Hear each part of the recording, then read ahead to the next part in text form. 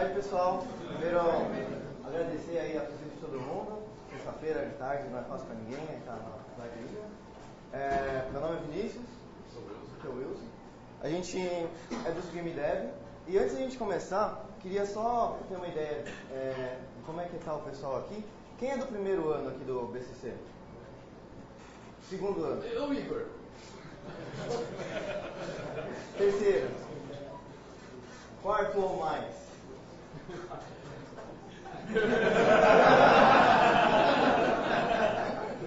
Quem que não é da computação?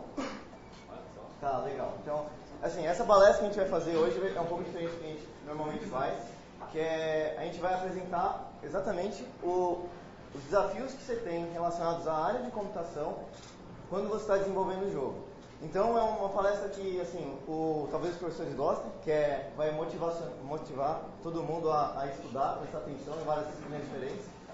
E para quem ainda não é da graduação, espero que sirva de um incentivo a mais, de vocês identificarem coisas bacanas para fazer e entrar no curso e ter empenho. Então, vamos lá. Antes de tudo, quem que a gente é? Nós somos do USP Game Dev, é um grupo, do mesmo jeito que aqui a organização do Encontro BCC é só de aluno, a gente formou um grupo só de aluno também, que tinha o objetivo principal de estudar jogos e ver como é que faz, desenvolver e encontrar justamente um jeito de introduzir essa questão aqui na faculdade. Hoje tem uma disciplina só, oficialmente uma, né? Jogos?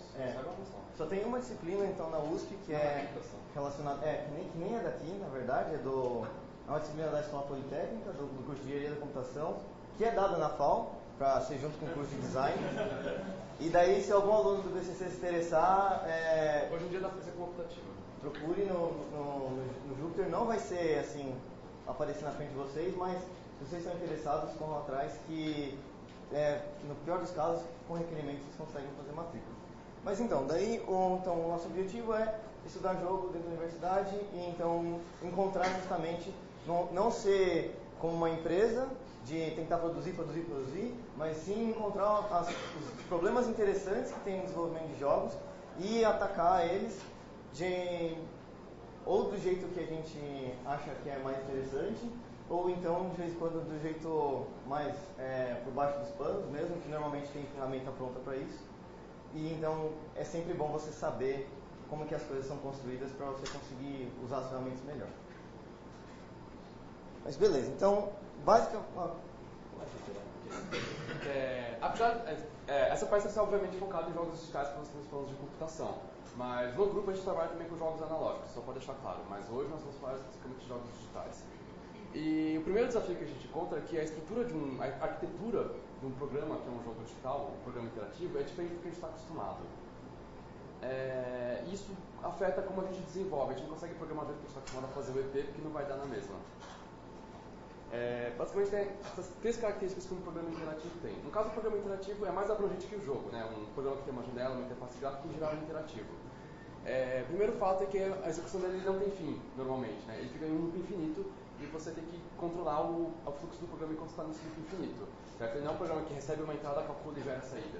Não é assim, ele recebe a entrada constantemente. Então essa entrada, inclusive, tem que ter um tratamento para detectar elas como eventos. São coisas fora do fluxo normal. Eu preciso parar o que eu estou fazendo para tratar esses eventos. Então eu preciso conseguir gerenciar essas coisas no meu programa. Então eu tenho que programar fazendo funções de callback e não é exatamente um fluxo normal. E, além de tudo, especificamente para jogos, nós temos que controlar o tempo, porque se o jogo ficar lento demais, acaba com a experiência do jogador. Certo? Nós temos que, do pequeno tempo entre um quadro e outro, conseguir fazer as contas o suficiente para o próximo quadro para chegar a tempo e está tudo certo para o jogador. Não pode atrasar. Certo? Então isso faz com que o jogo tenha, em geral, uma cara dessas. Sempre vai ter uma coisa que a gente chama de game loop, pode ser que seja um pouquinho diferente disso, mas tem que ter um game loop em algum lugar. Certo? É um loop infinito e tem essa característica que ele de alguma maneira tem que analisar as entradas, né, o botão que o cara apertou, se chegou um pacote da internet, certo? Se conseguiu puxar um negócio do banco de dados a tempo. E aí ele atualizar a lógica do jogo, certo? Que tem um relógio interno do tempo virtual do jogo, que não necessariamente é a mesma coisa que o tempo real de execução, certo? E depois no final ele tem que apresentar isso. E essa apresentação é habilitar todo o quadro, tem que renderizar a tela inteira todo o quadro.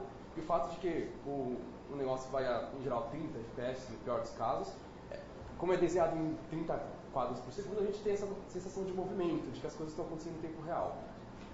Então, eu não faço um programa sequencialmente, eu programo passos, certo? Eu tenho que definir o que acontece em cada passo da simulação do jogo. Ok. Na próxima parte que a gente vai entrar, vamos tentar começando por um nível mais alto de código, a gente vai chegar na parte mais nível mais baixo, com mais conta, mas vamos falar sobre padrões de projeto, né? Do inglês Design Patterns. É uma coisa bastante comum quando você estuda programação orientada a objetos, que é bastante comum hoje em dia, porque já não dá mais para você fazer programas só com funções como o C funciona só em assembly, você precisa de alguma abstração que permita o código ficar mais escalável. Então a gente costuma trabalhar com orientação a objetos, e aí, mesmo a orientação a objetos, dá para você fazer besteira. Então ao longo de muitos anos sofrendo, as pessoas perceberam padrões que resolvem esses problemas, certo?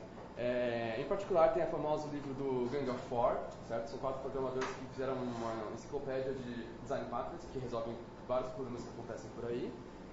Mas é importante lembrar que padrões de projetos são uma ferramenta e não é para fazer só porque é legal, né? A gente tem que entender para que a gente usa elas. Então eu vou mostrar aqui um exemplo de um padrão de projeto muito pertinente a jogos, que as pessoas em geral não têm essa solução, não pensam dessa maneira intuitivamente. Mas a ideia também é a gente não ficar tentando reinventar a roda, a gente vê padrões que já existem para aproveitar eles.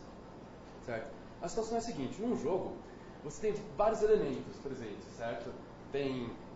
Temos os avatares do jogador, nós temos itens, inimigos, portas, coisas com que você interage, coisas que interagem sem você querer, obstáculos, coisas que vão atrás de você e machucam, e chapéus. Então, nós precisamos de uma maneira para organizar o nosso código para reconhecer todos os elementos e cada um deles, ditar como é o comportamento de cada um deles. Bom, eu fiz o curso de orientação, aliás, eu li um livrinho de Java, aprendi um pouco, eu acho que eu sei orientação a objeto, então eu vou usar herança. É o seguinte, vamos supor que você usou herança. Temos a seguinte situação, certo? Eu tenho um objeto que é uma zona, certo? Por exemplo, para detectar que o cara entrou numa sala. Então eu preciso de um código que detecta a colisão quando um personagem entra. E imagina que eu também tenho um negócio de decoração, né? Um obstáculo do mapa, então ele precisa ser renderizado. Agora eu quero fazer um obstáculo que eu renderizo e com quem eu colido, certo? Porque esse de decoração ele fica lá no plano de fundo e eu não interajo com ele.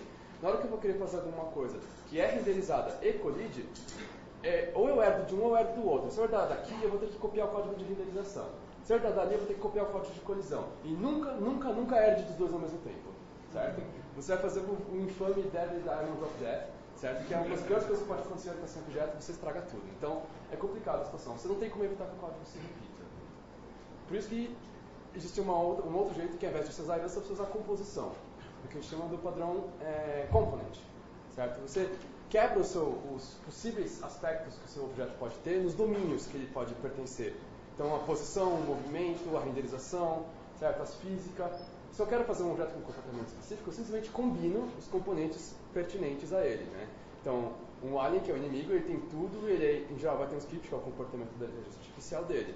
O jogador, em geral, ele não é um alvo, ele só dá alvo em outras coisas, como os aliens e os outros alvos e as granadas. Certo? Aí pode ter objetos incrivelmente simples, pode ter objetos que têm todos os componentes. Mas dessa maneira eu não repito o código, eu consigo fazer todas as combinações que eu quero, e mais interessante ainda, eu consigo mudar a estrutura do objeto em tempo de execução. Certo? Eu consigo arrancar um componente ou colocar um componente dele no meio da execução do jogo e ele ganha um comportamento extra. Então, se eu quero fazer o cara atravessar a parede, eu tiro o componente de física, por exemplo. Certo? Naturalmente ele vai atravessar a parede. Então, semanticamente, para ficar mais claro de entender, para quem ainda não viu essa parte de orientação a objetos, quando você está fazendo herança, normalmente o que você fala é que assim, então um objeto ele é de um outro tipo. E quando você está fazendo composição, você está falando que um objeto ele tem algum componente de outro tipo. Então nesse caso aqui, você poderia colocar assim, alien. Você pode falar assim, o alien ele é um personagem que é um game object, por exemplo. E daí você começa a ter esse problema de quando um personagem ele é um game object, só que ao mesmo tempo ele é você está fazendo errado, mas uma conexão com a internet, por exemplo. Então você começa a ramificar ao contrário. Aqui você coloca então um alien, ele tem um componente de posição, ele tem um componente de movimento. Então fica mais fácil de você entender, inclusive na hora de você for montar a arquitetura do seu jogo, você saber como que os objetos se relacionam e aonde é que está cada propriedade independente. Fica separado pelo próprio componente. E aí só um problema, isso parece muito legal no intuito, mas isso tem também suas dificuldades, que é, quando você herda na classe, você tem tudo aqui naquela sua classe, certo? Você tem acesso imediato às coisas da classe mãe, porque você herdou dela, você tem todas as funções de campos dela, que ela te deu acesso, certo? E no componente não, porque são objetos separados. Então a comunicação entre os componentes de um mesmo objeto, você tem que pensar um pouquinho para ver como você vai fazer isso. Depende de como você fizer, você pode dar um tiro no pé, certo? Então, ele deixa algumas coisas mais complexas.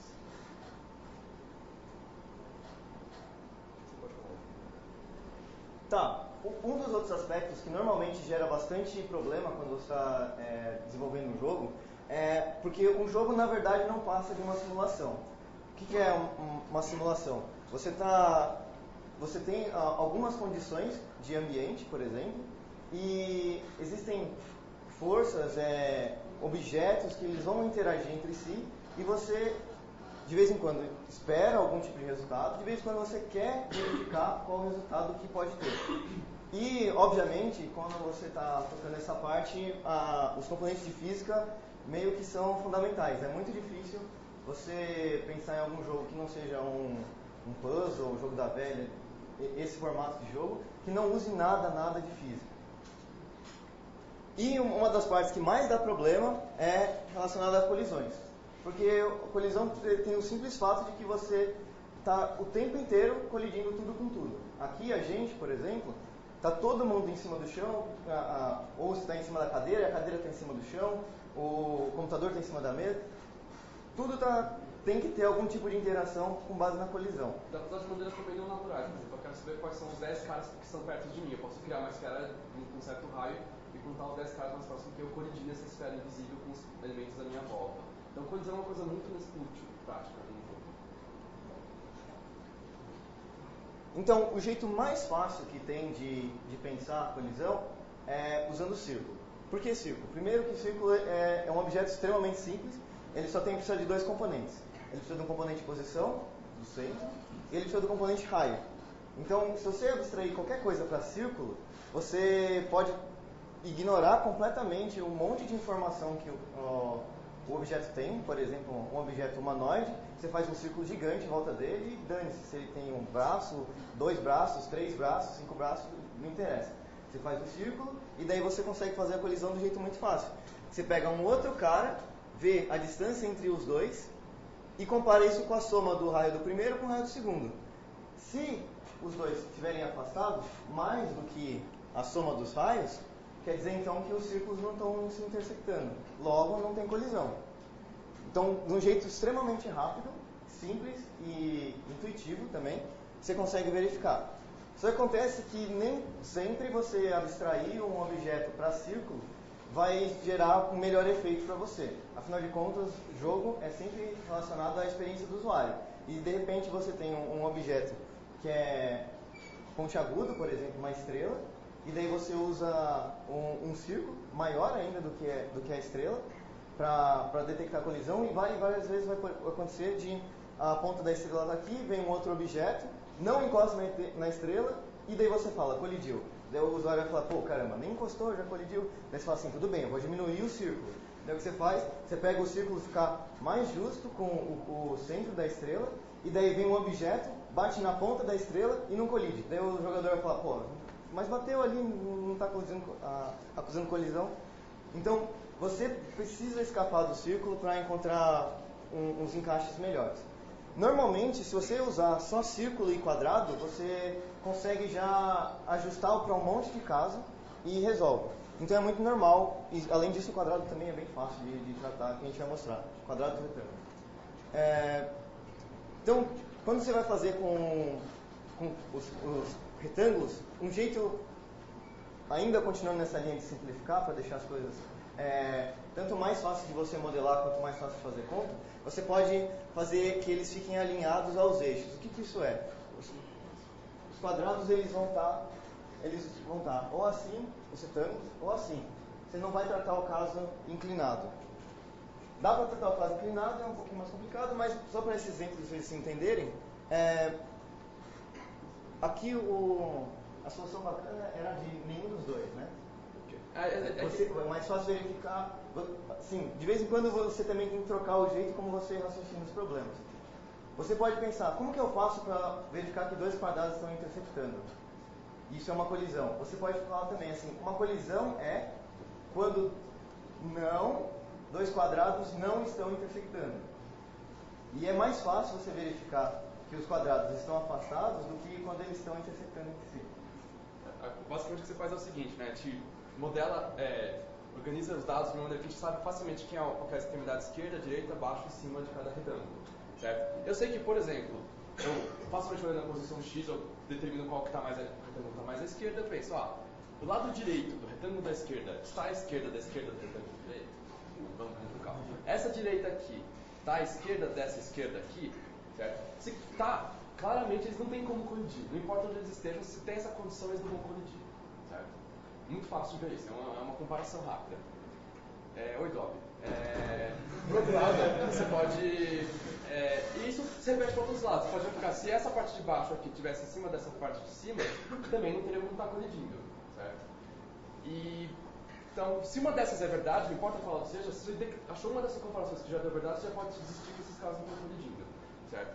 E para estarem colidindo, basicamente, todas essas comparações têm que ser falsas. Então, aqui você pode olhar para todos os lados. Você pode olhar a direita desse cara com a esquerda desse e ver que eles estão trocados. Parte de baixo com a parte de cima está trocada. Então, todas as comparações desses lados vão dar falso. E você vai concluir que eles estão colidindo, porque você já eliminou todas as possibilidades deles não colidindo. Certo? Então, às vezes, o não do não é mais fácil do que o sim. Esse aqui também é um bem clássico. Caixas alinhadas ao eixo é bastante comum, inclusive, por exemplo, jogos de luta usam isso bastante, né? Então, quando o cara dá um soco lá no Street Fighter, tem um retângulo aqui na mão dele. Tanto que alguns jogadores exploram o fato de que, sei lá, quando o cara dá um chute pra baixo, como é retangular, então eu alcanço mais longe, então o cara usa isso pra ganhar vantagem. Tá, só que agora a gente já verificou, no nosso arsenal de ferramentas, a gente já tem duas formas. Tem o quadrado e tem o círculo. A gente sabe fazer círculo-círculo, sabe fazer quadrado-quadrado, e agora é natural você imaginar assim, como que a gente vai fazer um círculo quadrado? E daí a coisa começa a ficar um pouquinho diferente. Aqui isso aqui é, por exemplo, um caso que você tem os personagens, eles são redondos, você, por exemplo, está olhando eles assim, então você pode assumir que o raio de rotação deles é redondo, mas você tem objetos no cenário como mesa, parede, e essas coisas são retangulares, certo? Então isso aqui é um pareamento de geometrias bastante comum. Então, basicamente, a gente vai ter que tentar explorar ainda aquela coisa bacana do círculo, que ele tem um ponto central e um raio. E o comentário é que a gente está assumindo que o retângulo está meio de novo alinhado com os eixos, porque nesse caso ele pode simplesmente mudar o sistema de coordenadas, e como uma circunferência é uma circunferência, não importa se ela foi rotacionada. Então muda o sistema de coordenadas, da mesma maneira que no vestibular a gente muda para calcular a transferência de movimento, a gente faz os pontos de referência no centro de massa, a gente muda para ser conveniente às contas. Então, daí, o primeiro jeito que você pode pensar é tentar encontrar, dado um ponto que você vai escolher, que convenientemente vai ser o centro do círculo, você vai querer encontrar dentro do quadrado o ponto que está mais próximo a ele. E daí você vai falar, putz, isso é meio complicado. E daí, aqui, eu vou dizer, mas só para mostrar, com essas duas linhas aqui, eu já consigo encontrar esse ponto, e daí, de novo, a gente vai aproveitar que a gente tem esse ponto aqui, P, que é o mais perto, vai comparar a distância dele com o círculo e verificar se é menor, de novo, aquele mesmo esquema, né? Se a distância entre os dois é menor que o raio, então teve colisão. Mas como raios que a gente chegou nessa conta esquisita aqui? Então, para isso, eu vou fazer um desenho que é muito mais fácil. O que a gente quer, no final das contas, a gente tem um intervalo, que vai ser, então, o lado do meu retângulo, e aí depois a gente vai ter um outro intervalo que é análogo, só que no outro eixo, vai ser referente à altura. E eu quero encontrar, então, um ponto, vamos pensar primeiro em uma dimensão só no eixo X. Né? Então, aqui no eixo X, eu quero encontrar, então, o X que estiver mais próximo de algum outro ponto dado, que eu vou chamar aqui que é o centro do meu círculo. Eu quero encontrar, então, aqui nessa linha, o X que está mais próximo do centro só que ao mesmo tempo ele ainda esteja aqui dentro dessa restrição. Certo? Então, como a gente tem uma dimensão só, é muito fácil, a gente não precisa pensar para cima, para baixo, a gente vai pensar sempre para a direita ou para a esquerda. Então vamos ver aqui o caso para a direita. Nesse caso aqui, o meu ponto mais perto vai ser aqui o extremo, certo? E daí isso já está dando uma dica para a gente. O ponto que eu vou querer encontrar, o componente XP, né, que é o componente X do meu ponto P, ele vai ser o mínimo entre o meu ponto C, aqui, o X do C. Vou colocar aqui então um XC. E a direita? E aqui, a direita, eu vou chamar... LR. É melhor LR. LRX. Então, o que isso está me dando? Ele está falando assim, se o XC, que é esse cara aqui, for menor, ou seja, seguindo aqui o eixo X, se ele estiver mais para a esquerda, ele vai me devolver o XC. Se o RX estiver mais para a esquerda, ele vai me devolver o RX. Então, desse jeito, eu nunca vou escapar aqui desse lado. Também funciona quando o C estiver aqui dentro, certo? Se o C estiver aqui dentro, eu vou olhar qual que é o menor entre esses dois. É esse cara aqui. Só que quando ele vier para a esquerda, daí já começa a dar problema. Então eu vou ter que comparar isso também para o lado da direita. Se o meu C... para a esquerda. Se o meu C estiver para cá, eu faria então, na verdade, o máximo entre o meu XC e o meu LX. Certo? Porque... Mas é a mesma coisa que o outro lado, né? É a mesma coisa. Então, se eu tenho esses dois pontos aqui, eu quero o ponto que está dentro da restrição, e esse é menor do que esse, então eu quero o maior. Se ele estiver aqui dentro, eu tiver esses dois pontos aqui, qual que é o que está mais perto? É esse daqui, que é o maior. Só que eu quero esses dois ao mesmo tempo. Então é aí que a gente chega naquela coisa esquisita lá. Porque, na verdade, em vez da gente escolher aqui o XC, a gente já pode jogar aqui para dentro esse cara aqui. Ou seja, ele já vai me passar qual eu quero saber o mínimo entre algum dos pontos, alguma das coordenadas e o XE, o RX. Qual desses dois? O máximo dentre os outros dois. Daí a gente chega aqui então, que é o máximo da esquerda, ou seja, esse cara aqui, com o que me devolver entre o mínimo da direita, que é esse cara aqui, e o centro do círculo. Parece estranho, mas se você for fazer passo a passo, dá para entender. Para fazer com Y, é exatamente igual. A única coisa é que em vez de você estar no eixo X, você está fazendo no eixo Y. E tem que lembrar que no computador, quando você está desenhando, o Y é para baixo. Porque então, desse jeito aqui, a gente conseguiu um esquema rapidão, em código, curtinho, para você encontrar o ponto mais perto. Depois é uma comparação simples. Além disso, por que isso é bacana na hora que você está escrevendo código também? Porque essas duas funções, min e max, a maioria dos compiladores que você vai usar, eles já conseguem fazer uma otimização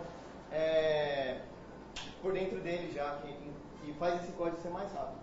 Então, além de você diminuir o número de comparações, você está usando instruções mais otimizadas e, além disso, o seu código está extremamente limpo. Então, isso é um belo exemplo de como que você faz como que você pode resolver um problema de um jeito mais criativo e por que você quer fazer isso ser eficiente? Como eu tinha falado, você vai rodar a sua simulação a cada 60 a 30 vezes por segundo. Se você vai ter lá 500 círculos e 500 quadrados, você não pode ficar tendo o luxo de gastar o tempo extra que você pode economizar. Mas ok, a gente falou de forma simples. Vamos então finalmente falar de formas mais complexas, certo? Esse caso aqui, verificar se um ponto está dentro de um polígono convexo, eu peguei o polígono mais simples, ele serve para você fazer coesão entre quaisquer polígonos convexos, porque basta você ver se cada verso dos polígonos está dentro do outro polígono. E se você considerar que um polígono côncavo é uma composição de polígonos convexos, você consegue fazer qualquer caso de polígonos, certo? E aí, como é que eu faço isso daqui? Isso aqui também é outro que a gente tira da cartola.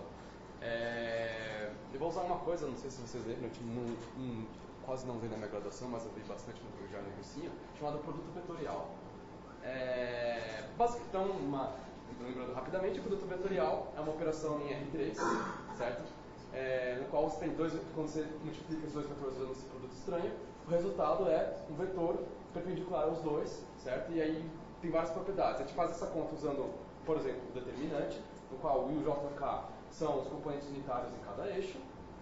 E como a gente em geral está olhando no plano 2D aqui para ver as colisões, a coordenada Z é zerada, isso simplifica para aquilo que está na direita, certo? E aí, alguém se lembra o que significa o sinal daquele resultado?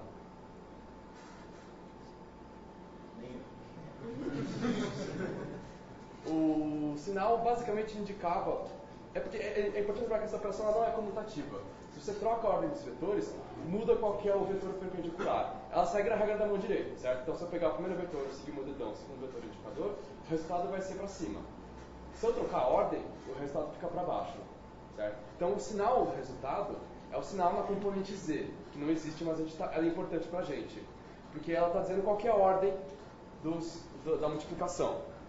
Quando a gente volta para o triângulo, cortou. Se você pegar os dois vetores que estão saindo do ponto para os vértices da aresta, qualquer aresta, no caso a gente vai comparar aresta por aresta, você sabe dizer, pela ordem dos vetores, se o ponto está dentro ou não. Certo? Se você sempre multiplicar, os seus polígonos são sempre armazenados com vértices no sentido horário. Certo? Então eu pego o ponto, eu pego o primeiro vetor V, multiplico pelo vetor W, eles vão ter que dar positivo se estiver fora e negativo se estiver dentro. Pode ser que mude dependendo da orientação do programa, mas o que importa é que eu consigo ver então, a orientação desses três pontos, desse outro triângulo que eu fiz entre o ponto que eu estou verificando e as extremidades da aresta, eu consigo verificar a orientação dele e saber se eu estou dentro ou fora do polígono. Pelo menos em relação a essa aresta, tem que fazer isso com todas as arestas. Mas aí a conta fica bem simples, infelizmente cortou, mas basicamente, então aqui, pela ordem que eu fiz do V vezes W, ele vai estar fora se for positivo, o resultado do determinante. E aí eu faço a conta do determinante e vejo que eu basicamente faço duas multiplicações e verifico qual é maior. Com isso eu consigo verificar se o ponto em relação a uma aresta do polígono está dentro ou fora. Repito esse processo para todas as arestas. Depois repito para todos os pontos. Certo? Ainda assim são muitos pontos, são muitas contas, mas a conta em si é muito, muito, muito simples. Então, a lição disso daí é o seguinte, pode ser que de vez em quando você comece a trilhar um caminho meio cabeludo, mas no final você chega a coisas simples. Você não precisa fazer todo esse monte de conta ali no desenrolar da sua não faz determinante. Você não faz determinante, que é custoso, você só faz ali duas multiplicações e uma comparação. Do mesmo jeito que a gente fez ali, dois usos de min, dois usos de max. E depois outra comparação. Então, de vez em quando você vai precisar exercitar aqueles exercícios de geometria e tal, para entender como que o seu problema funciona. Mas depois que você entendeu, chegou no resultado, você aplica lá direto e você tem um jeito de encontrar a solução muito mais rápido e também, de novo, continua sendo bem pequenininho. Você vai colocar isso daí no código 2 linhas. Tudo bem essa parte, gente. Essa parte dói mesmo. Bom, mas é legal, a gente viu que dá para fazer colisão com formas incrivelmente arbitrárias, certo? Mas, mesmo você ficando pra caramba ali usando o determinante, ainda assim se o polígono tiver muitos lados, isso pode ser custoso para comparar dois polígonos. Imagina quando tiver vários, certo? Então a gente quer, é muito comum de alguma maneira detectar apenas os objetos próximos, fazendo alguma heurística de colisão muito simples, muito rápida, para a gente cortar fora todos os caras que não tem nem chance de estar colidindo comigo. Eu não vou estar colidindo com o Juliano que está lá no fundo da sala. Porque qual que é o problema? Além de você ter que tomar cuidado com as contas que você faz, você precisa tomar cuidado com a quantidade de conta que você faz. Por exemplo, para detectar colisão, o seu problema é saber, Vinícius, estou colidindo com a mesa? Bem, a gente intuitivamente fala assim, não está longe.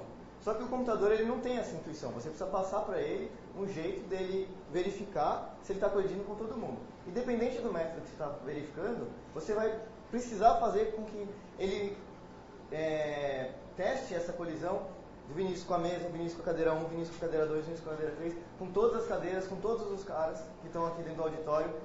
E isso, independentemente do que eu estou fazendo, só o fato de eu percorrer todo mundo desse jeito, já vai demorar. Agora imagina que, além de eu saber se alguma coisa está colidindo com o Vinícius, eu preciso saber se alguma coisa está colidindo com o Vinícius, com o Will, com a Su, todo mundo, blá blá blá blá blá. Eu ia fazer isso para todo mundo. Já dá para perceber que é um número de contas estupidamente gigante. Então por isso que você precisa arranjar um jeito de organizar os seus dados de forma espacial. Você chegar e falar assim, bom, se o Vinícius está desse lado da mesa, ele não vai estar colidindo com o Juliano, como o Will falou, porque o Juliano está lá no fundo da sala. Então não faz nem sentido, independente do método que eu fizer, não faz nem sentido eu fazer a conta de colisão. Então, basicamente, porque isso, em termos mais técnicos, isso vai gerar uma complexidade quadrática. Isso é ruim, porque eventualmente você tem jogos em que tem muitas coisas na tela. É muito importante você ignorar completamente as coisas que estão do outro lado. Então, só um detalhe. Normalmente, quando a pessoa fala assim, imagina um jogo pesado. Todo mundo vai lá e pensa assim, Crysis, método, aqueles jogos que tem uns gráficos fodidos, assim. Só que, de vez em quando, um jogo desse tipo aqui, se você implementar de forma ingênua, ele pode exigir muito mais do seu computador do que aquele jogo lá. Porque aqui ele vai estar fazendo... Olha só quantos tiros azuis tem. Se você for verificar cada tiro azul vezes cada tiro vermelho, você vai ter 1 bilhão de contas, de novo, para rodar em 60 frames por segundo. Bom, e aí nós vamos apresentar uma estrutura de dados que ajuda nesse caso, mas tem outra, já falado no final, mas nós vamos mostrar sobre a quadtree. Toda a ideia dessa estrutura de dados de aprofundamento espacial é permitir que os objetos saibam apenas que são os objetos próximos deles. E aqui no caso é uma estrutura recursiva. Basicamente, quando tem muitos objetos na tela, no mapa, eu subdivido. Então, aqui no caso o limite é 3, é 2. Se tem mais do que 2, ele vai dividindo. Então aqui mostra o processo. No começo tem muito mais do que 2, ele divide em 4. Aí ele olha para cada seção separada. No quadrante superior direito só tem um cara só, então não vai mais subdividir. Mas todos os outros ainda tem mais do que 2, eu vou e subdivido. Então eu repito esse processo recursivamente, até que tenha poucos caras por região. Assim é fácil saber quem está perto e quem está não, porque eu só vejo as regiões, talvez as regiões vizinhas. E daí, então, você não consegue escapar, você roda um todos contra todos, só que é o todos contra todos só dentro da regiãozinha pequena aqui. Que é uma constante que você fixou. Então daí você consegue quebrar o seu todos contra todos para uma ordem arbitrária, por exemplo aqui 2, e daí você faz uma verificação de colisão e daí você tem que ser esperto de ver os casos de fronteira e tal, mas resumindo, o grosso você cortou bastante. E pra gente sair um pouquinho do blá blá blá, nós fizemos uma demonstração, aliás, o Ian fez. Certo. Deixa eu pegar aqui. Tá. Ian, você fez uma resolução muito grande. Vou focar só a parte aqui de cima. Então aqui eu tenho uma bolinha. Eu vou deixar a colisão tipo 1, que é a colisão todos contra todos. Eu vou criar algumas bolinhas. Sem peso na consciência, no computador bonita, certo? Então a gente vê que a gente está em centenas de milhares de... Isso aqui é pares de objetos que estão sendo comparados para ver se estão colidindo, certo? Vamos ativar a... Calma aí, só para ter então ordem de grandeza. Aqui então tem 182 mil pares de objetos que estão verificando colisão. Isso porque ele não verifica pares repetidos. Agora vamos ativar a quadtree. Caiu quantas ordens de grandeza? Caiu 2 ordens de grandeza. Então, 3. 2, tá certo. De 182 mil, passou para 1.000, 1.800. Ficou mais rápido? Né? Se você pegar então isso daqui num jogo em que cada bolinha é de fato um objeto, que ele tem uma lógica, tem um processamento por objeto, ele tem uma geometria mais complicada, precisa ser renderizado e eventualmente você tem um mapa muito maior do que isso daqui, do que está sendo mostrado na tela, e o que está sendo mostrado na tela é só uma fração da simulação de verdade, dá para perceber que o ganho não é nada que você fala assim, é uma pequena otimização. 2 ordens de grandeza é muita coisa. Legal. Bom, aí outros exemplos de estrutura de dados, uma versão mais simples que é legal para divulgar pela primeira vez, seja simplesmente fazer uma grade fixa, certo? Eu separo em regiões de tamanho fixo no meu mundo, certo? E aí eu faço, eu só olho com os casos que estão na mesma região e vizinhos, eu não fico ajustando dinamicamente a quantidade de objetos. O problema é que, se os objetos não estiverem uniformemente distribuídos, eu vou ter um monte de contas dependendo do caso. Então, legal essas atividades como a quad tree, essa aí de baixo, que elas se ajustam a aglomerações dos objetos. Então nós temos a k-dimensional tree, que é praticamente como a quad tree, exceto que ela não divide em quadrantes. Ela vai só dividindo na metade e ela vai trocando qual eixo de dimensão que ela vai dividindo. Certo? A quad tree ela pode ser também generalizada para 3D separando em octants, no caso ela vira uma oct tree. E aí tem a interval k-dimensional tree, que ela é um pouco mais esperta que a k-tree, ela separa de acordo com a distribuição. Então, se aqui tem muito objeto, aqui tem pouco, ela vai tentar dividir em intervalos proporcional à quantidade de objetos. Tem a binary space tree, que aí ela generaliza ainda mais, e ela divide em hiperplanos arbitrários, não só coisas alinhadas ao eixo. Ela consegue se ajustar ainda mais. E tem a R-tree, que ela vai usar aquelas bounding boxes que ela viu, ela tenta... Acabou de passar. Agrupar coisas que estão numa mesma bounding box mínima.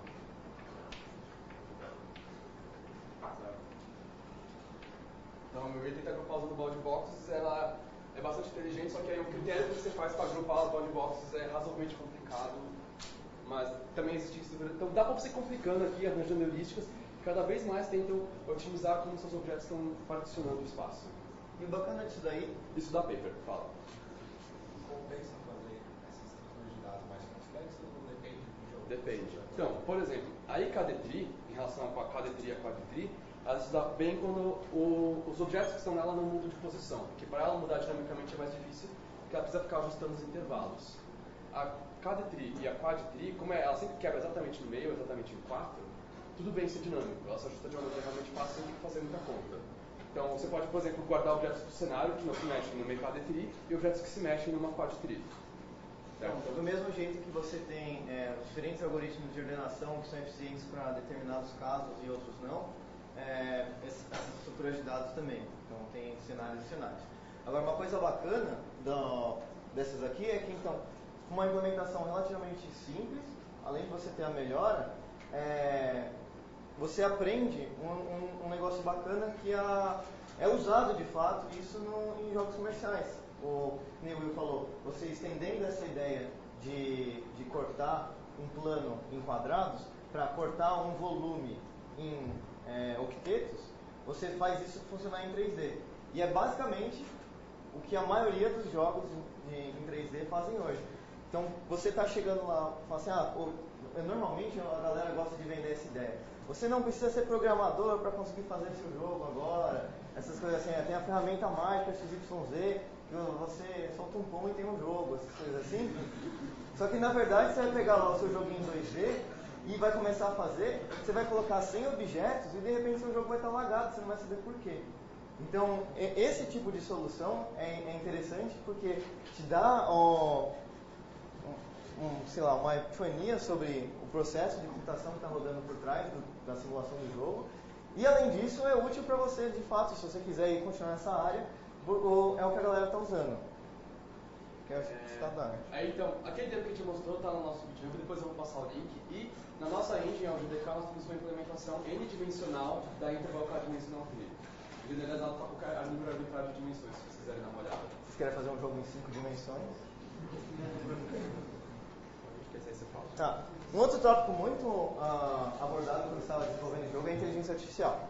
E basicamente, inteligência artificial não necessariamente precisa ser inteligente. Na verdade, é só algumas regras que você passa para o computador executar com alguns personagens, alguns monstrinhos, etc. e tal, que ele vai te dar algum tipo de comportamento. O importante é ele ter algum comportamento.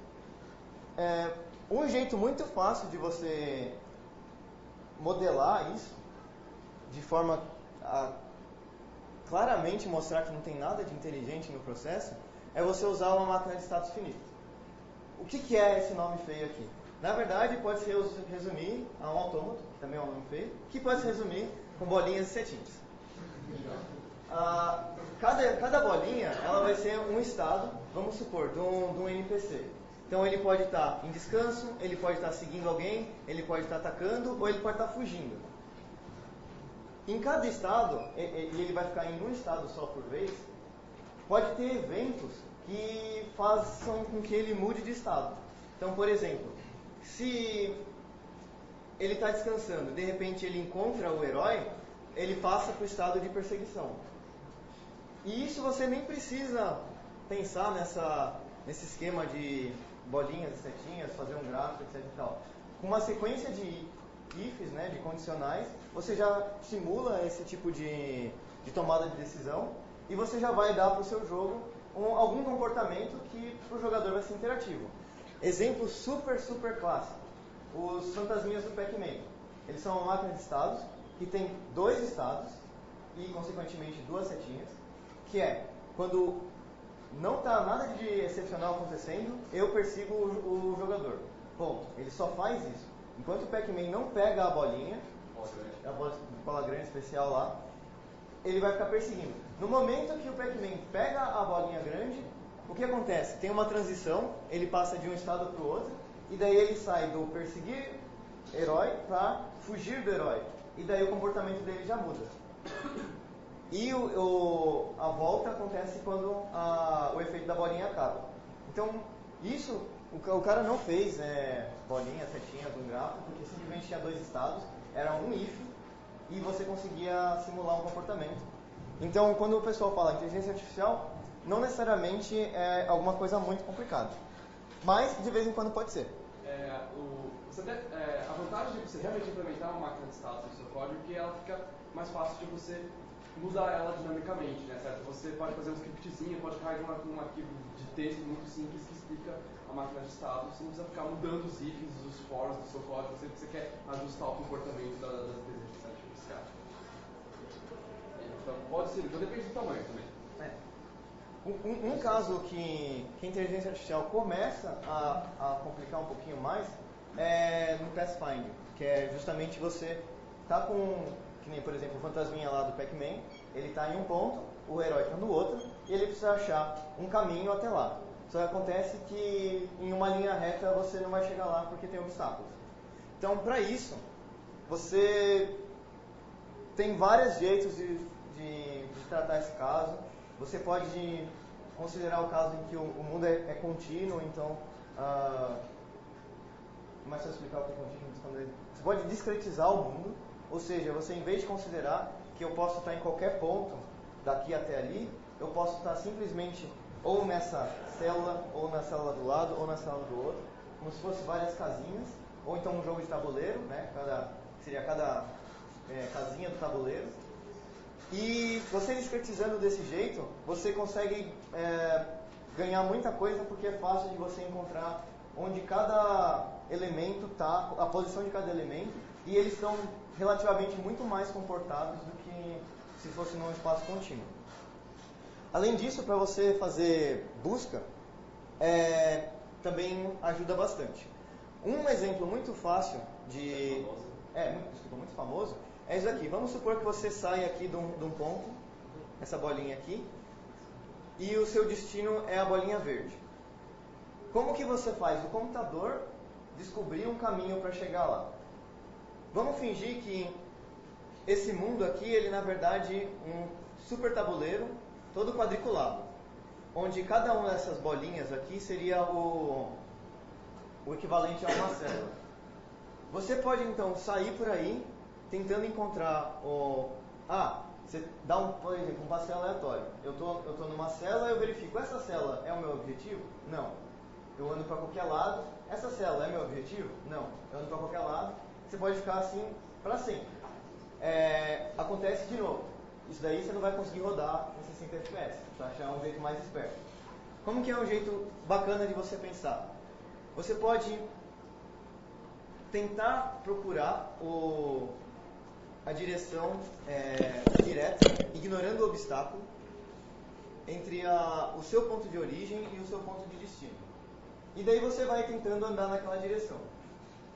Que é o que acontece aqui logo no começo da animação. Ele vem andando, ele chega aqui no primeiro obstáculo.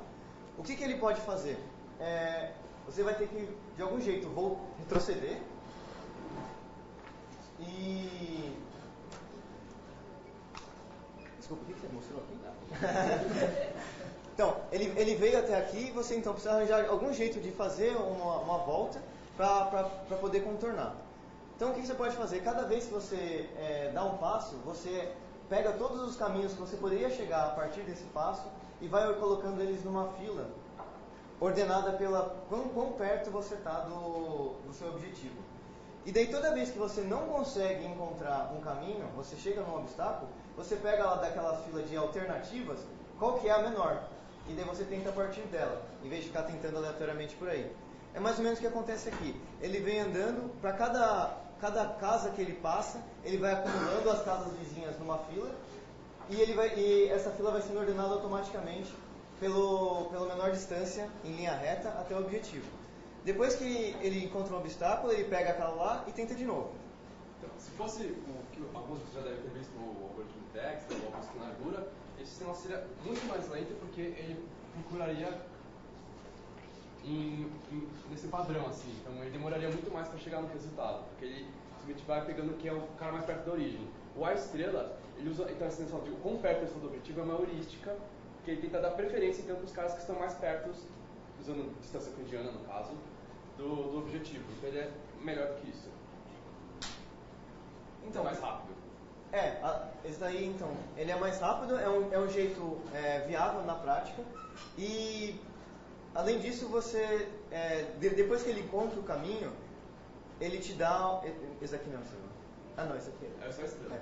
Depois que ele encontra o caminho, ele te dá uma garantia muito forte que aquele caminho que ele está te devolvendo é um caminho ótimo, ou seja, não tem nenhum outro caminho que é mais eficiente, é mais curto, ou você passa por menos casas do que aquele lá. Só que acontece que de vez em quando pode ser bacana você não encontrar caminhos ótimos.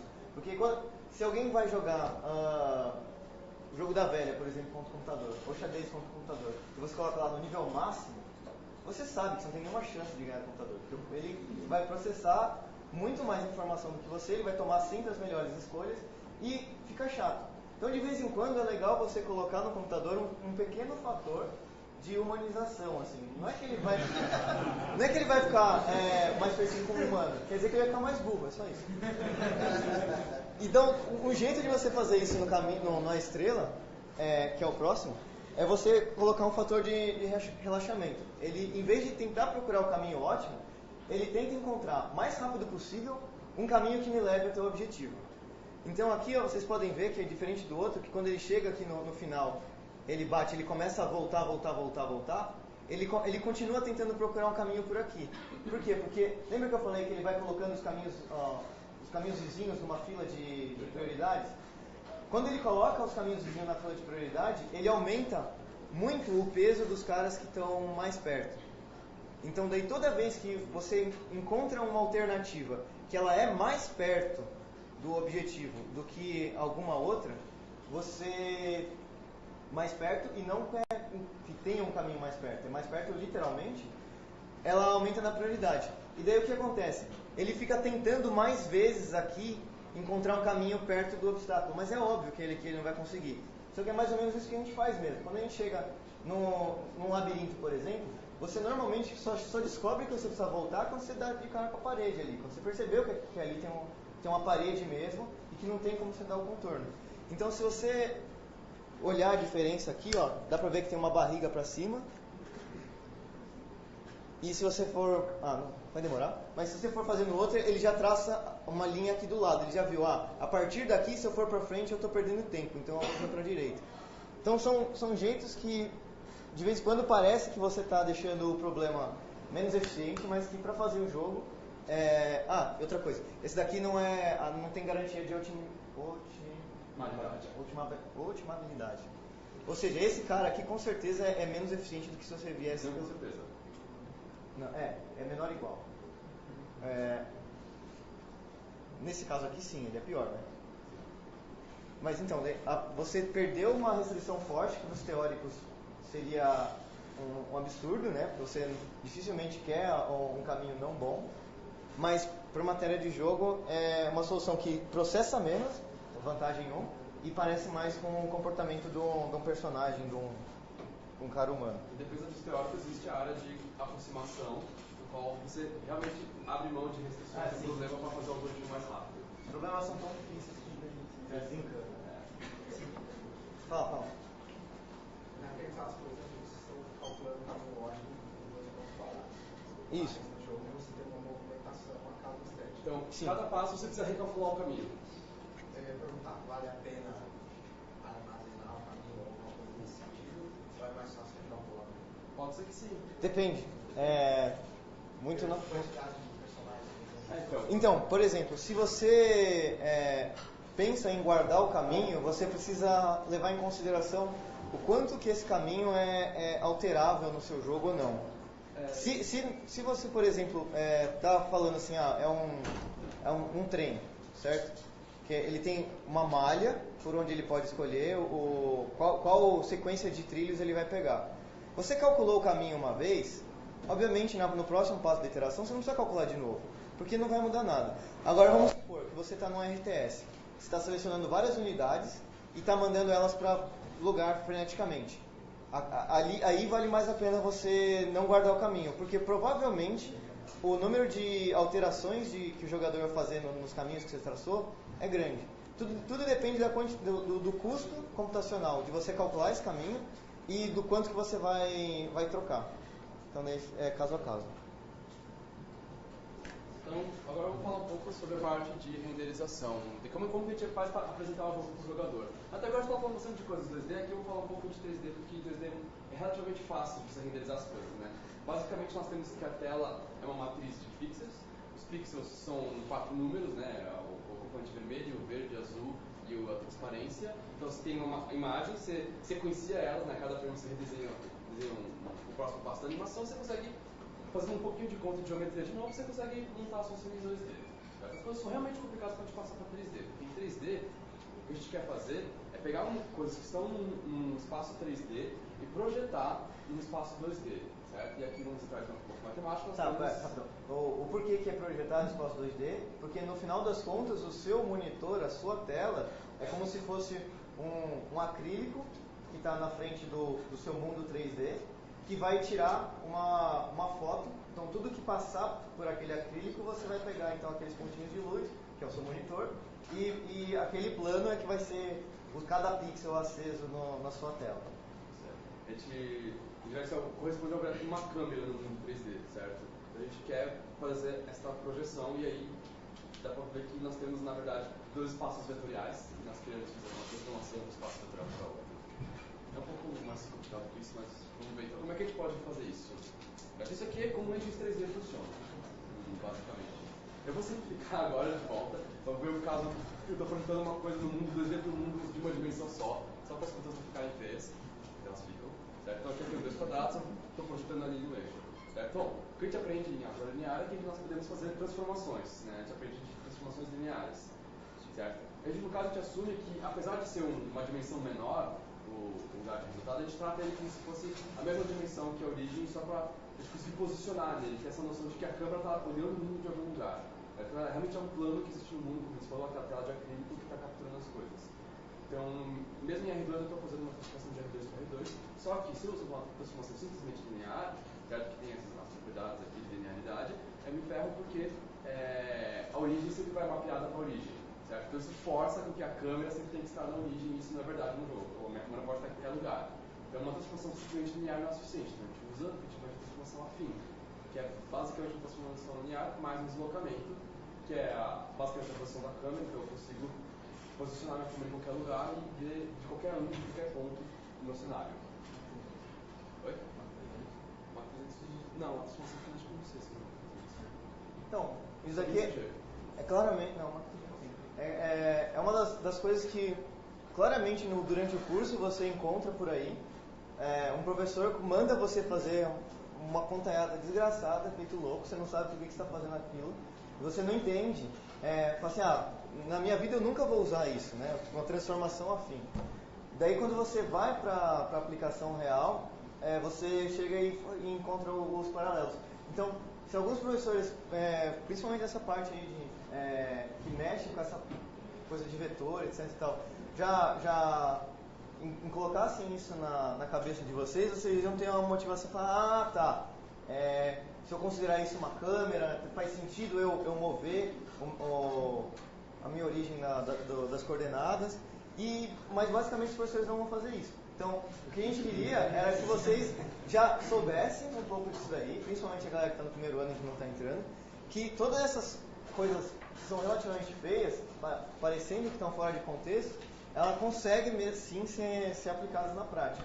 Então, na hora que vocês forem estudar, não tentar fazer só para passar, porque depois, na hora que vocês vão querer fazer isso daí, vocês vão falar, putz, eu tive a oportunidade de aprender isso, mas fiz só para passar.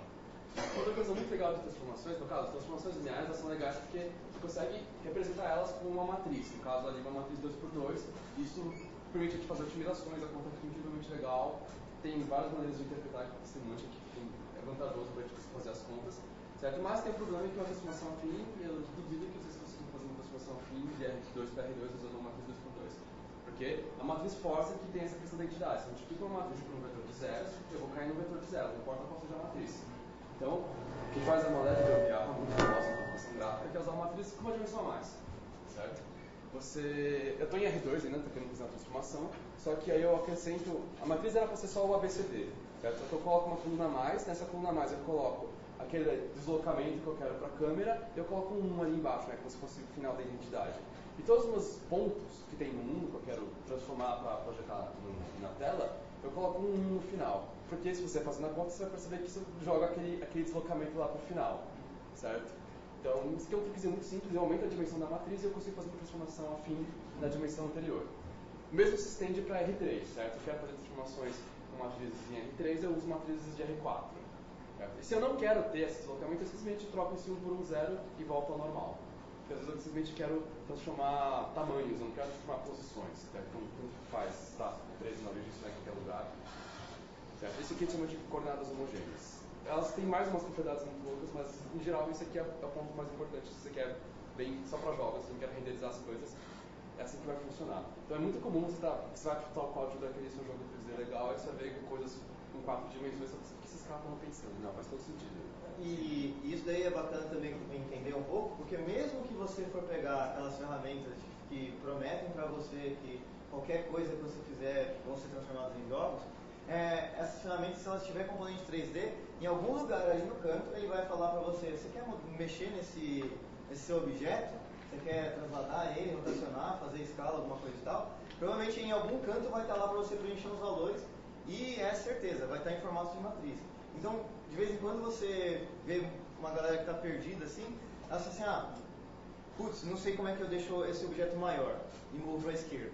Daí procura na internet, daí ele encontra lá o cara explicando assim, não, se você quer deixar o objeto maior, é assim, se você quer deixar o objeto para a direita, é desse jeito. Daí o cara fala assim, putz, o meu era para a esquerda, e agora? Daí, então, você entender como é que as coisas funcionam, mesmo se você quiser usar essas ferramentas, que fazem tudo para você precisa saber, porque elas não fazem tudo, elas não pensam por você. E é verdade, só para mencionar, então, as transformações que as transformações lineares e as matrizes conseguem fazer são, então, deslocamento, redimensionamento, aumentar, encolher o objeto em eixos independentes, eu posso esticar só no eixo X e esticar só no eixo Z. Eu posso rotacionar, certo? Inclusive tem uma matriz clássica para você rotacionar no R2, R3 é mais complicado. E para você também fazer o que a gente chama de... não lembro coisa, mas aí você basicamente tombar o objeto assim, certo? Você faz assim.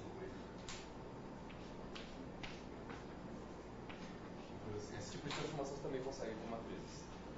E é basicamente isso, eu vou posicionando meus objetos, eu posso, por exemplo, pegar essa cadeira e simplesmente usar copiar ela, guardar a geometria dela uma vez e usar várias matrizes para fazer cópias delas pelo salão inteiro, certo? Eu economizo memória, só uso as matrizes e renderizo um monte de cadeira. E aí, depois que eu fiz todas essas contas, tal, isso aqui é uma coisa que acontece lá na placa de vídeo, certo? A gente mandou os vértices, mas é importante entender porque vocês vão entender. Esses vértices aí, então, os polígonos, são rasterizados, que é o processo de, uma vez que eu tenho os vetores no meu plano, na minha tela, certo? Eu preciso mais em pixels. Pixels são quadradinhos, discretos. Então eu traço essa linha aqui, tem uns algoritmos bem simplesinhos para eu conseguir determinar quais são os pixels. O problema é que, como vocês estão vendo, isso aqui fica feio. que a gente chama de serrilhado, em inglês alias, certo? Se já jogaram algum jogo de AAA, vocês viram aquela opçãozinha lá nas componentes gráficos chamado anti-aliasing, que é justamente você tirar essa coisa. Para conseguir tirar essa coisa aqui, é uma opção, o seu hardware faz isso para você, é uma opção que você tem que saber que existe, ativar, que é para fazer uma manipulação linear, que basicamente ele pinta cada pixel de uma maneira proporcional à distância do centro dele à reta que você está traçando. Então, por exemplo, esse cara aqui provavelmente ficaria mais transparente, esse cara aqui teria um pouquinho, certo? Porque aí quando você olha de longe o suficiente, principalmente com as resoluções gigantes de hoje, dá a sensação de que essa linha é reta, certo? Porque eu fiz uns borradinhos em volta dela, certo? Usando a distância por cento dos pixels, e dá a sensação de anti-aliasing.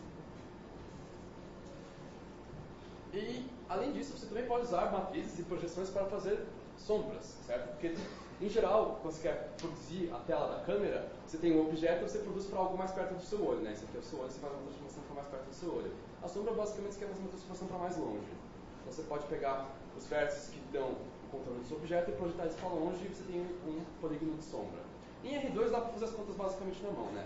Eu pego esse vetor para essa aresta, esse vetor para esse cara, estico eles e faço um quadrilátero. Em R3, em geral, você vai querer usar as matrizes e aí tem várias contas. Tem um algoritmo muito famoso chamado a reversa de Carmack. Quem aqui sabe quem é Carmack? Carmack é um dos principais programadores de um jogo famoso chamado Doom. Ele inventou muitos dos algoritmos presentes em desenvolvimento de jogos, em particular esse aqui da árvore, uma das versões desse aqui da árvore foi ele que fez, e tem esse aqui que ele também fez. Então, se você começa a pensar algoritmos de computação gráfica e de otimização de jogos, você vai ver o nome dele aparecer algumas vezes. Ele é o cara que fez o Doom, isso é muito importante. Mas bom, então aqui nós temos mais um demo que mostra fazer Shadowcast. Ele também sai um pouco mais do blá blá blá. Esse aqui foi feito pelo Renato. Acho que também não vai caber na tela, certo? Então ali eu tenho um obstáculo, certo? Eu tenho a minha luzinha, eu consigo basicamente andar por aí e as sombras se esticam. É bem simplesinho e o efeito já é bastante agradável, certo? Então, o Omar está falando mal do programa, mas... S? Ah, dá pra ver as linhas indicando a projeção, como ele faz. Então esse aqui é bem facilzinho, já deixa o jogo com... parece profissional se você faz isso aqui. Claramente está muito próximo do jogo profissional.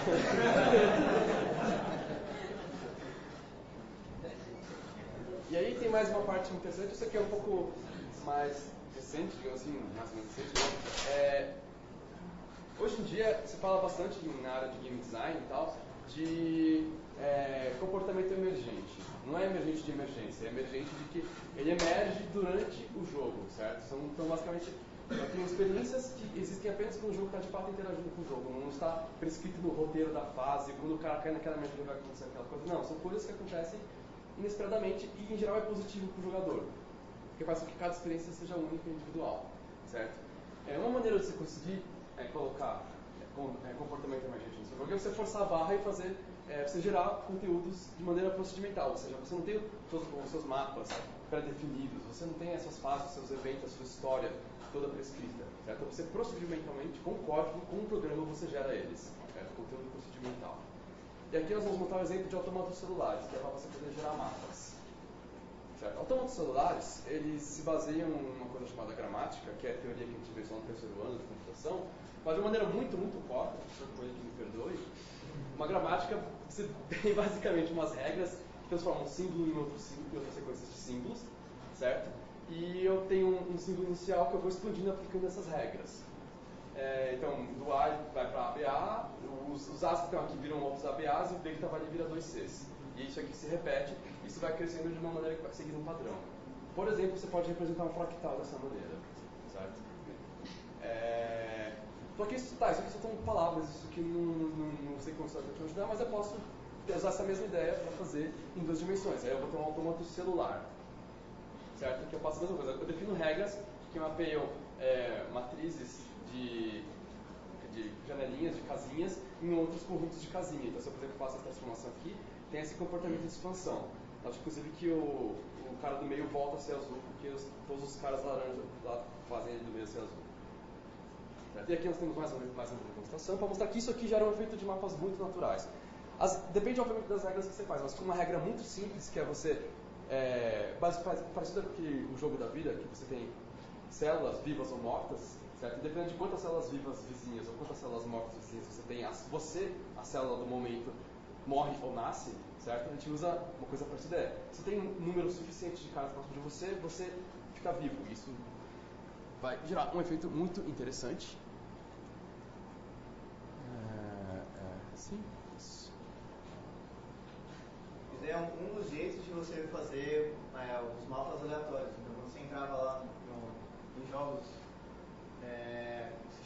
que as fases não são fixas, você já por exemplo, Age 2 antigamente, etc e tal, você podia colocar lá uma fase fixa ou uma fase aleatória.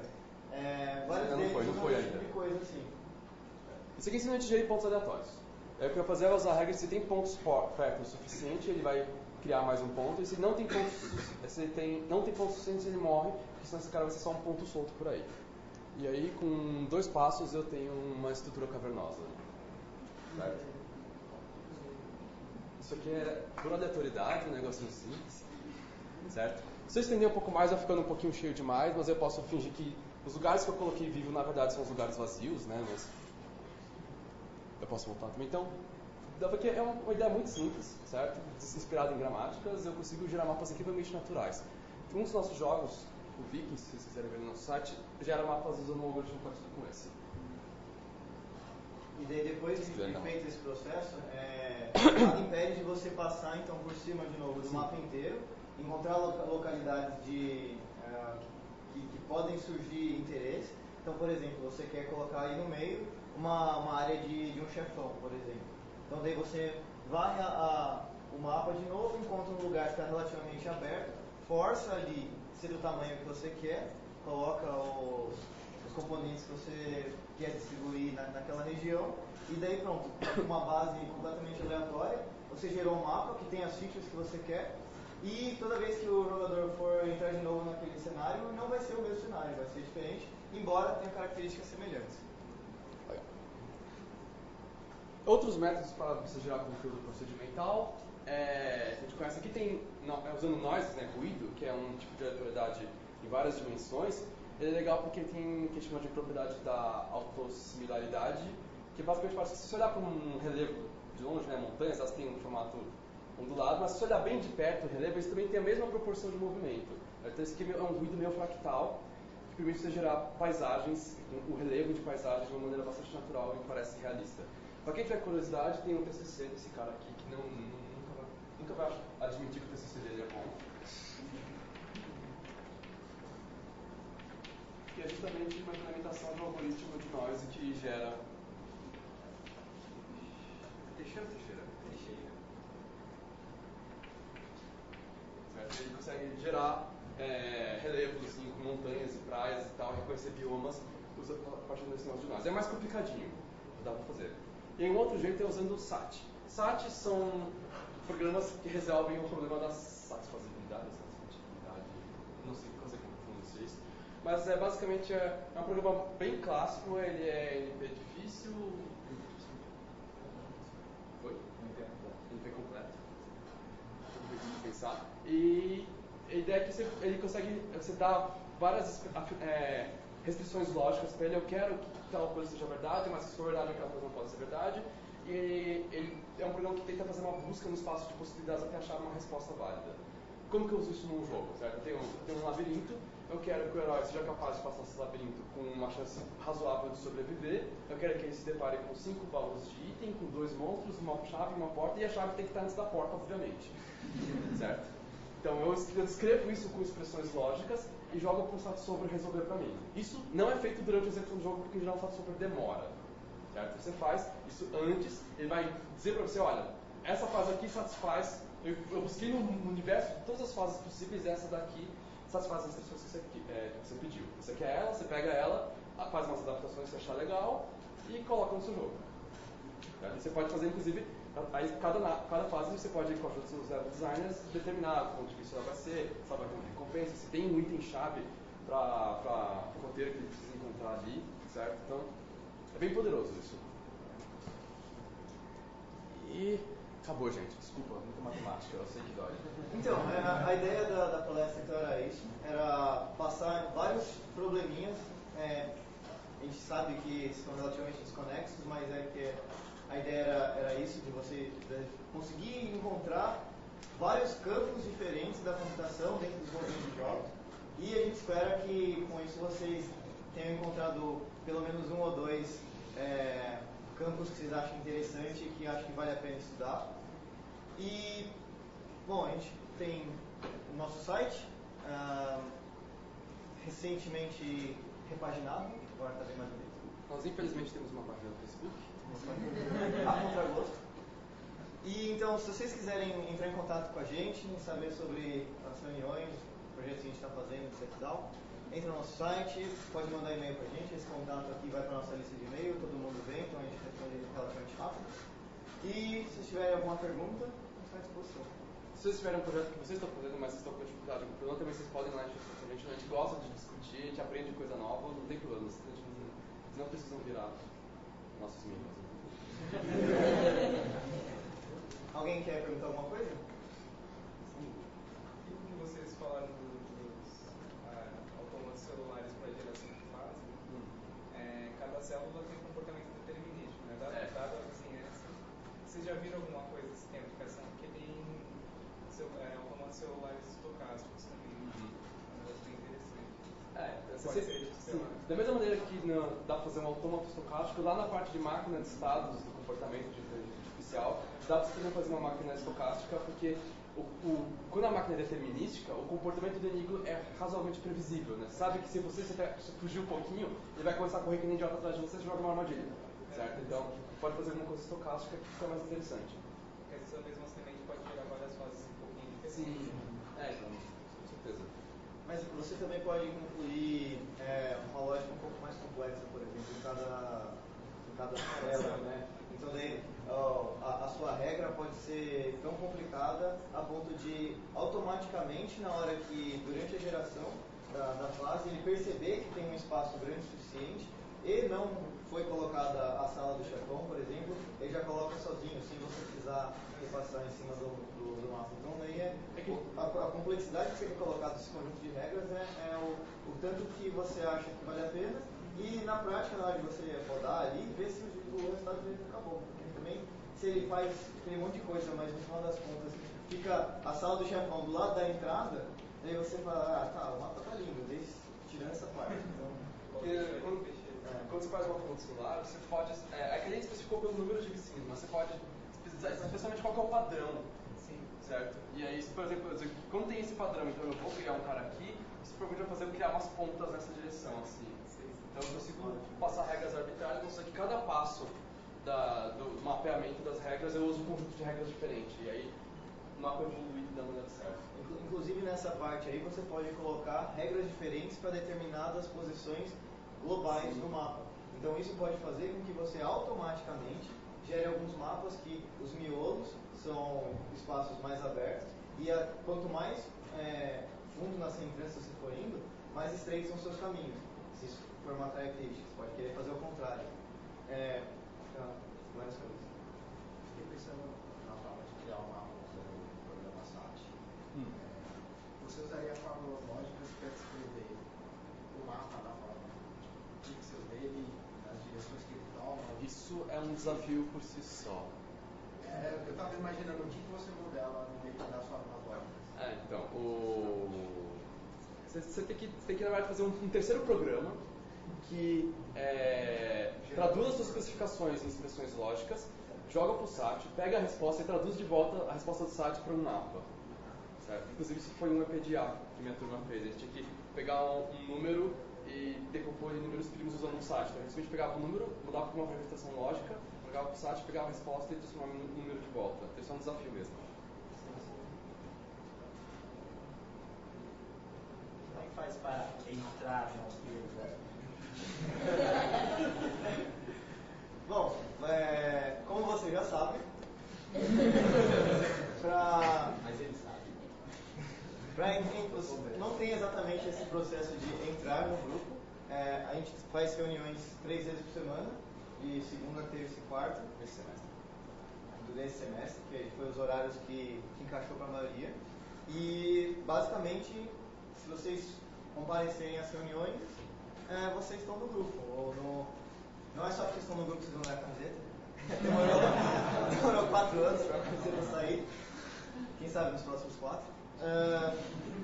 Mas é isso. Se vocês quiserem ver como é que faz alguma coisa, ou que nem o Will falou, vocês já estão fazendo algum projeto, tem uma ideia e já começou, encontrou alguma dificuldade, pode aparecer lá, a gente ajuda. Ou mesmo se fala assim, não, eu não tenho nenhum projeto, mas eu gosto dessa área, eu gosto de arte, ou eu gosto de programação, ou eu gosto de som, e queria mexer com o jogo, só aparecer na reunião. A gente tem os projetos rodando e a gente tem um monte de tarefa. Então, é um projeto, além de ser uma experiência de desenvolvimento de jogo, é uma experiência bacana de desenvolvimento de projeto também, porque é uma escala muito diferente do que os trabalhos que a gente normalmente tem na faculdade. Quando vocês estão fazendo exercício de programa ou qualquer outra atividade na sala de aula, normalmente é individual ou então duplo ou trio, quando o professor é mais bonzinho. Lá a gente está mais ou menos com umas 14 pessoas indo para as reuniões, e isso obviamente já é um problema diferente do que a gente está acostumado na graduação ou na pós. Além disso, uma coisa bacana também é que a gente não tem essa pressão da nota, o pré-requisito. Muitas das coisas que a gente faz porque a gente achou que ia ser melhor assim. Por exemplo, no Horus, que é o nosso primeiro jogo, a gente olhou tudo que tinha disponível para a gente usar e falou assim, não vamos usar nada disso, vamos fazer uma engine do zero. Ah, mas isso não é a melhor opção em termos de eficiência, no mercado ninguém faz isso, ou ninguém está pedindo para vocês fazerem isso, por que vocês fizeram isso? Porque na hora todo mundo estava achando que o aprendizado ia ser maior lá e todo mundo estava na pegada de fazer uma engine. Então, nossa característica principal é isso daí, a gente faz não motivacionado à produção, não motivacionado à nota, e a gente não se prende a nenhum desses conceitos, por exemplo. A gente não fala assim, não, vamos fazer um jogo para a gente exercitar algoritmos de busca. Não vai. A gente pensa nas coisas que são interessantes no momento para a galera do grupo e tenta ir naquela linha. Então, para participar é isso, ir nas reuniões e arranjar alguma coisa para fazer. A gente fala... Coisa para fazer no palco. Coisa para fazer no palco. Só para falar, infelizmente a gente não conseguiu uma sala aqui no IME, então a gente fica na sala C110, no prédio do biênio da Poli, aqui atravessando a rua. Então, segunda, terça e quarta de tarde na C110 na Poli. Mais perguntas? Eu ouvi falar que o Once Game Dev faz jogos open source. Bem que eu aceitaria. Sim, tudo que a gente faz questão de fazer não só open source como software livre. É diferente, tá? Então, todos os nossos códigos você pode estar disponibilizados no GitHub. A gente tem... Eu falei que eu ia colocar. Nós temos...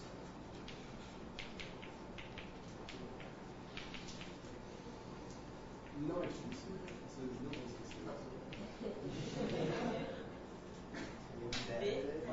São eles. Então todos os nossos códigos estão lá, inclusive os demos, basicamente é um repositório chamado demos, não é muito difícil de achar. E além de a gente fazer software livre, uma coisa que desde o começo, do dia zero assim, do grupo, é que a gente se esforça ao máximo de só usar a ferramenta livre.